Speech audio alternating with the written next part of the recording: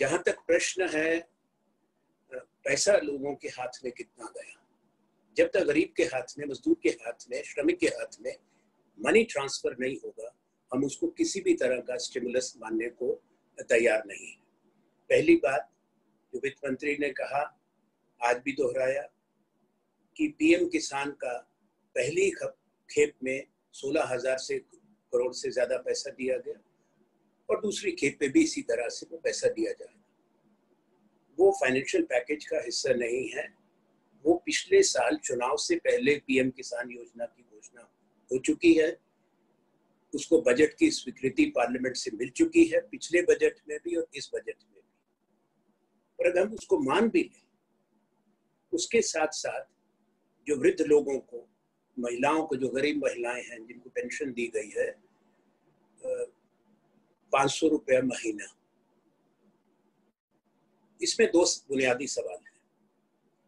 केवल 21% महिलाओं का जनधन अकाउंट है। बेहतर ये होता कि ये जो पैसा की मदद देनी थी, जो वो कह रहे हैं direct benefit of transfer DBT से, तो उसको मनरेगा के अकाउंट्स में दिया जाना चाहिए था, जो ज्यादा मजबूत हैं। 21% महिलाओं तक ये पैसा पहुंचा और ये 500 रुपए का माने $7 है। संयुक्त राष्ट्र संघ में जो पावर्टी वेज की, एक दिन के गरीबी के वेज की जो व्याख्या है, वो $2.5 है।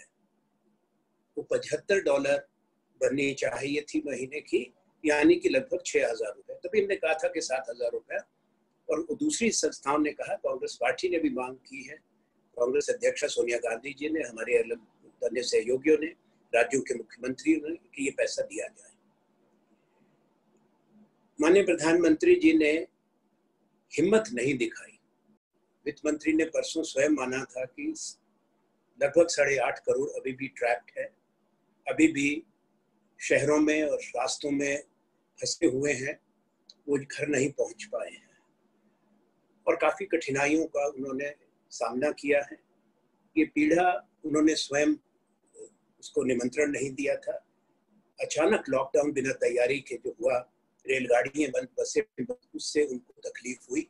ना उनके पास कोई भी समाज का घेरा ने अभी तक नहीं दिया है, चाहे वो अर्बन पुअर है, चाहे माइग्रेंट लेबर है।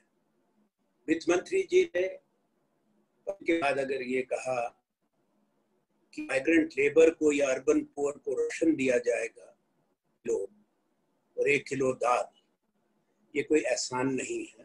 पहले हर गरीब का, हर उस नागरिक का जो क्वालिफाई करता है criteria, national food security act में अधिकार है।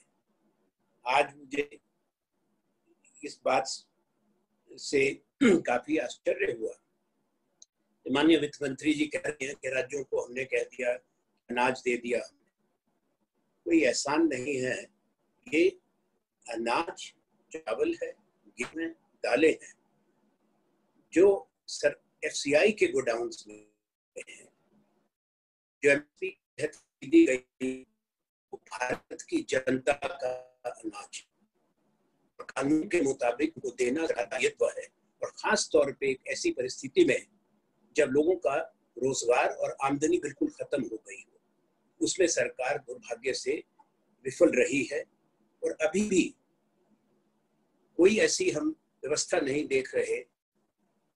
माइग्रेंट लेबर जा रही है, जो वित्त मंत्री ने कहा कि उनको पका हुआ खाना 3 जगह पे मिल रहा है, उनको पहले इसकी जांच परख कर लेनी चाहिए कि वास्तविकता क्या है। हम इस पे राजनीति नहीं करना चाहते। हमको सबक लेना चाहिए एक देश के रूप में, एक व्यवस्था के रूप में, सरकार को, चाहे वो केंद्र की सरकार है या राज्य की सरकार है, कि कहाँ कोताही हुई है तैयारी में, ताकि अगर आने वाला समय भी अभी ये संकट दूर नहीं हुआ, दोबारा वैसी गलतियां ना दोहराई जाए। सबसे बुनियादी बात है कि इस लॉकडाउन के बाद ये जो संक्रमण आया है, लगभग 12.25 करोड़ लोगों का रोजगार खत्म हुआ है। फैक्ट्रीज बंद हुई हैं क्योंकि इसके वायरस के स्प्रेड को रोकना आवश्यक था, इसलिए राज्यों ने भी समर्थन किया और हम सब ने भी समर्थन किया। हम आज भी उसको चुनौती नहीं दे रहे। इसलिए जरूरी हो जाता था कि माननीय प्रधानमंत्री जी ने जो आश्वासन दिया था उसमें इनकम सपोर्ट और वेज सपोर्ट होती है। आदेश दे दिया जाए कुटीर, लघु और मध्यम उद्योगों के कर्मचारियों को, वर्कर्स को पूरा वेतन दिया जाए, चाहे वो 2 महीने होगा या 3 महीने हो जाए, बिना किसी उत्पादन के, बिना किसी बिक्री के, वो न्यायोचित नहीं था। इसलिए सरकार को उसमें पैसा देना चाहिए था, फाइनेंशियल सपोर्ट, कर्जा की सिर्फ गारंटी नहीं। और 0% इंटरेस्ट हमने मांग की थी। एमएसएमई को फाइनेंस दिया जाए, पैसा दिया जाए, ताकि वो वर्कर्स की, कर्मचारियों की तनख्वाह दे सके बिना किसी नुकसान को उठाए।